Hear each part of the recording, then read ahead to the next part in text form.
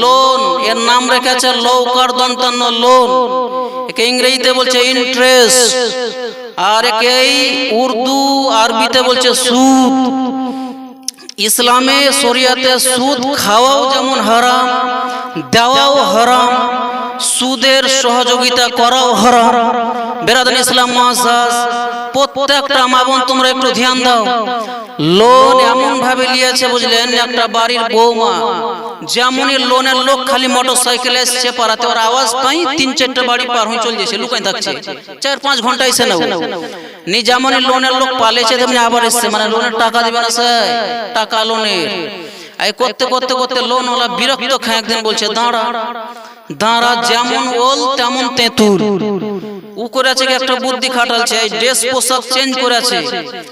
হিন্দুদের যে সাধু থাকে, সাধু ওর মতন একটা ঘটিলি আছে আর একটা ঢংকালি আছে, টং টং করে বাজছে, আর ধুতি পরে আছে, কপালে তিলক লিয়াছে, হাতে একখান তসবি মালা লিয়াছে।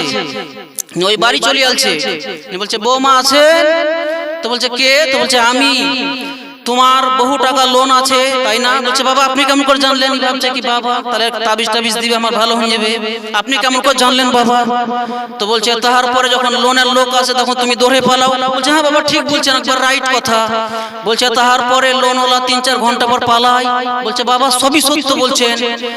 যেমনই বাবার খাতকে চাক করে ধরে আছেন, বলছে আমি হচ্ছে লোনের লোক, তোকে 10 দিন ধরতে পারিনি, ওই লিগে আজকে এই ড্রেসে পড়িয়েছে, এই ড্রেসে তোকে ধরবো, ধরিনি নিয়ে হাঁটলো। তো লোন এইসব করতে হচ্ছে হয়তো সবাইকে, কিন্তু জিনিসটা কিন্তু অন্যরকম যাচ্ছে। সুদের যেখানে কারোবার আছে সেটাই কিন্তু শরিয়ত কঠোরভাবে নিষেধ করবে। ব্যবসাকে আল্লাহ হালাল করেছে, সুদকে হারাম করেছে বেরাদান ইসলাম। তো বলতে গিয়ে যেটা বলছিলাম, কবরস্থানে যে নেট দেওয়া হয়, জাল মাটি দেওয়ার পর, এটা ফরজ নয়, কি বলছে ওয়াজিব নয়, সুন্নাতে মুআক্কিদাও নয়, কিন্তু এই সিস্টেমটা লোকে ভাবছে হয়তো কি বোধহয় দিতেই হয় না। কারণটা হচ্ছে যে আপনার কবরে যদি নেট আপনি না দেন তো শিয়ালটা বাড়ালছে। এখন আমরা জলসা করি, যখনই 2-3টায় যাচ্ছি তো রাস্তাতে আর চোরের ভয় নাই, কিন্তু শিয়াল কুকুরের ভয় অবশ্যই আছে।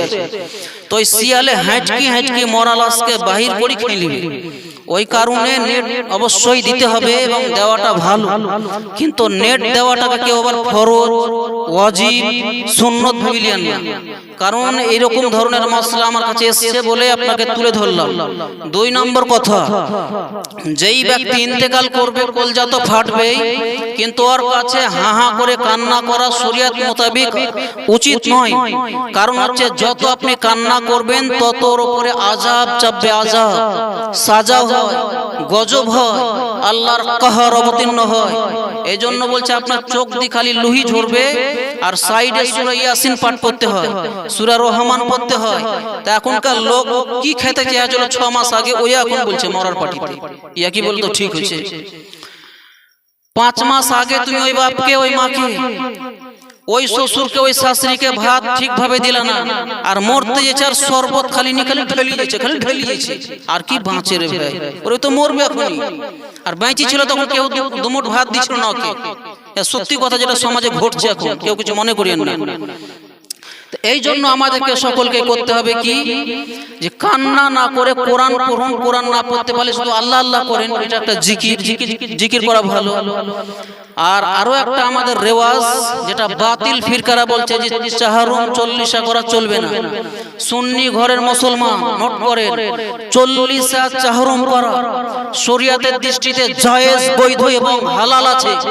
40 চাহারুম অবশ্যই করতে হবে, নচেত কবরে মৃত্যু ব্যক্তিকে সব পৌঁছাবে না। মানুষকে আপনি খাওয়াচ্ছেন নেকির কাজ, কোরআন পড়াচ্ছেন নেকির কাজ, আপনার কুলখানি করছেন নেকির কাজ, যাবতীয় কর্ম মিলাদ করলেন, দোয়া হবে, সবকিছুই নেকির কাজ।